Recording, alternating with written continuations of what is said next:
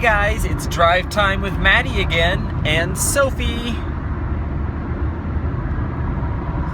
Well, she's probably not going to be an active participant today, but that's alright. So, I want to talk to you guys about something today, and it's kind of been on my mind a lot lately.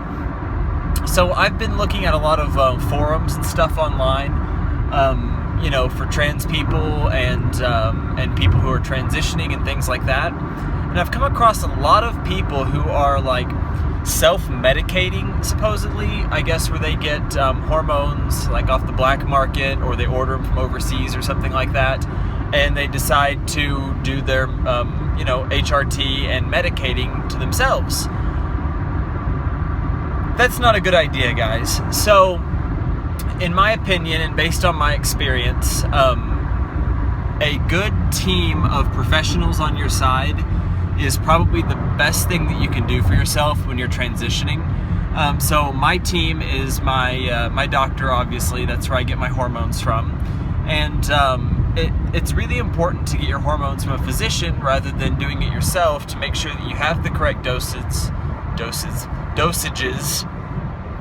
and to make sure that you're not overdoing it or underdoing it, to help you kind of achieve the maximum and best results. And besides, a lot of I cannot talk today.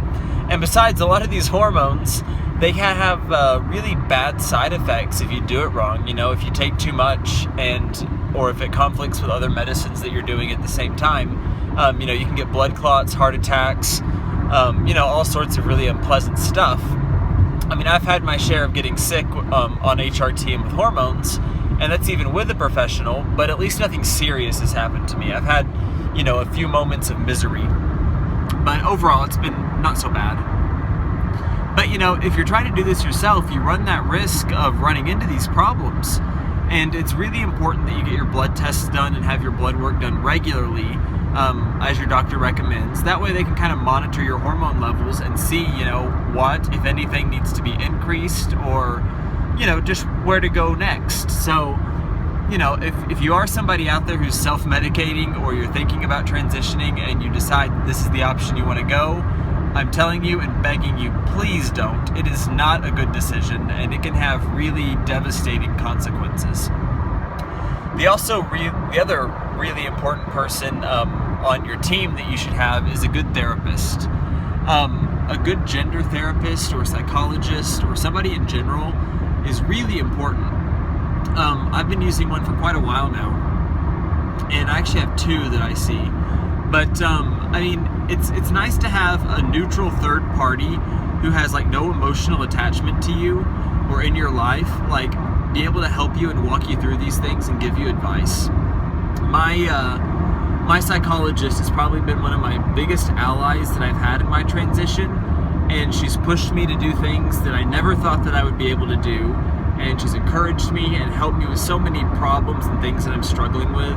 I struggle with really high amounts of anxiety, and it's crippling at times, where I cannot function because of my anxiety. And she's really been helping me with that. I've noticed a difference. It's still not, perfect or cured or anything, but it is better. But, a good therapist is somebody who is always good to have on your side. If nothing else, not just for the person to talk to and get advice from, but also you're going to need that person later on in your transition.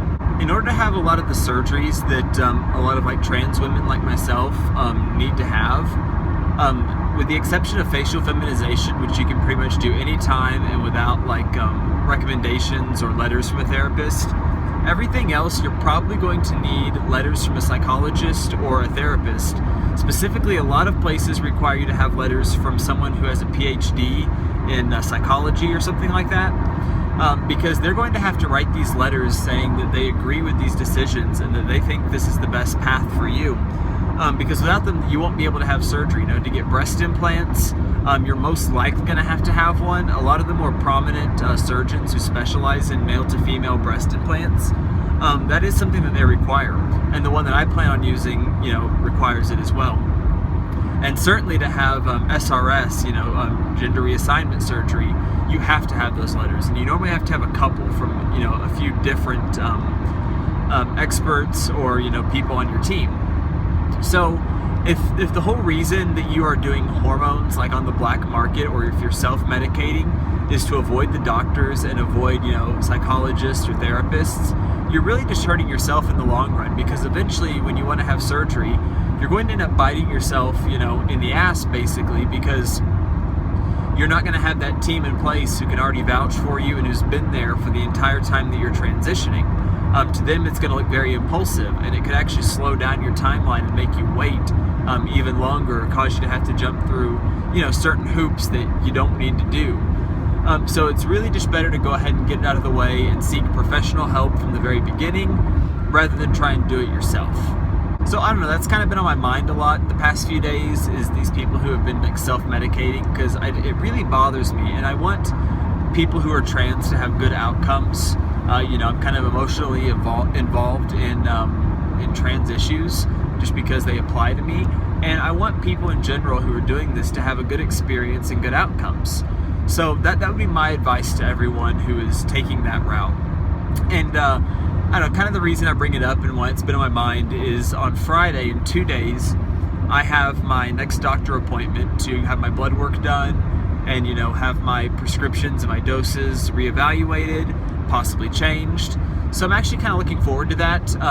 The last appointment I went to was in January, so it's been 6 months since I saw my physician, and my medication was changed then, so I kind of expect it'll be changed a little bit this time as well. And so, I don't know, I'm excited, but I kind of dread it at the same time. Every time they fiddle with my medications, I usually get sick for a period of time, so kind of expecting that coming up soon. But we'll just see, I never can tell. And maybe I'm just being too negative on it, but I'm optimistic at least, so that's good. And I actually haven't been feeling too well lately. The past week, maybe week and a half, I don't know if it's because of my hormones or what, but I haven't been feeling at my best. I've been pretty sick to my stomach a lot this past week and this past while.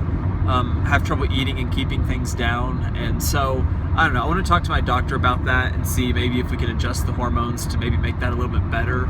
I don't know, I just haven't felt like myself over the past week or so, which is kind of crappy because it's been a really exciting time with me going full-time and everything. But it's just, I just haven't felt 100%, so I'd really like to get that fixed. I don't know, does anyone else, if you guys are on HRT or hormones, do y'all have issues with that, where you just have like, periods every month or two, where you just have like a week or 2 weeks where you don't feel good? And I know it's related to the hormones, because it's never happened to me before I started HRT. So I don't know, let me know what you guys think in the comment section below. I'd be curious to know if it's just me who's going through this and these problems, or if this is kind of, I don't know, everybody in general, or if I'm just one of the lucky few who gets to experience these great side effects. But yeah, I'd be really curious to know. But anyway, so if this is your first time to the channel, make sure you hit the subscribe button down below and press the like button if you enjoy the videos.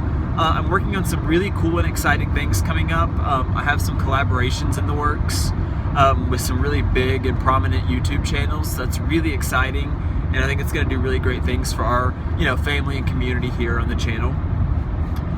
Also, as I mentioned in a couple previous videos, I made the decision and commitment that once we hit 400 subscribers on the channel, so we're about 100 or so away, 100 and change, I will commit to doing that would be a heck of a commitment, daily, weekly live streams, probably every Sunday, and we'll kind of see how that goes from there. But they're a lot of fun, and if you guys haven't participated in a live stream, I hope you do on the next one coming up here in about a week and a half.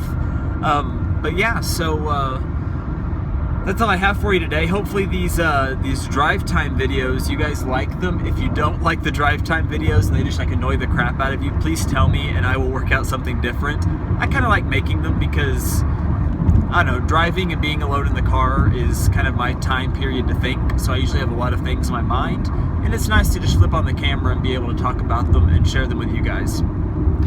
So yeah, anyways, until next time you guys, be kind and make good choices.